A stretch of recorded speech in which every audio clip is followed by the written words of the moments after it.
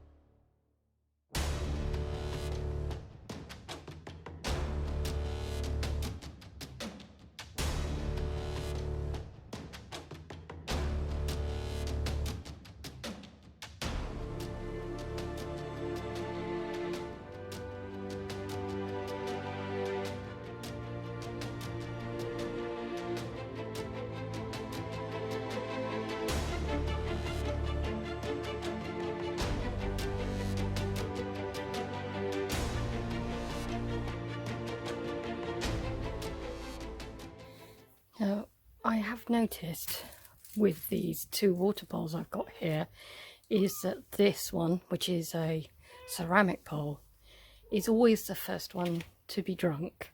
I don't know quite why that is, whether it's because the ceramic keeps the water cooler.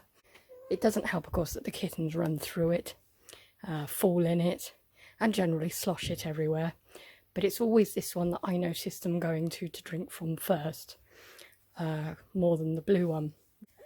I do have a large ceramic bowl, so what I'm going to do is I'll switch that blue plastic one out for the ceramic bowl and see if it makes any difference, whether they continue to just drink from this little one first and then go to the bigger one, or if they then spread their drinking around between the two.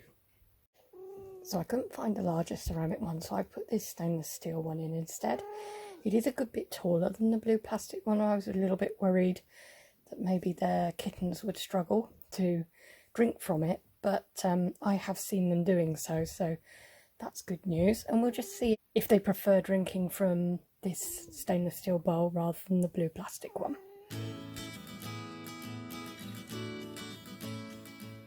So once again, I need to change the room setup I've got here. I've had to put their mum's litter tray, you may just be able to see that through there, up on top of another plastic box, because the kittens are actually jumping over and into her tray, which I don't want that to happen. So I've put it up on top of another one in the hope that that will stop them. But I've got to reorganise again. The kittens seem to be okay with the litter trays now. We haven't had any accidents for a couple of days, and I think if I can take some of this down and just leave the bits to stop them getting stuck underneath furniture and things like that. So I've made a number of changes to the room and the layout. I've removed the panelling from in front of the radiator there and pushed the litter trays right up against the wall.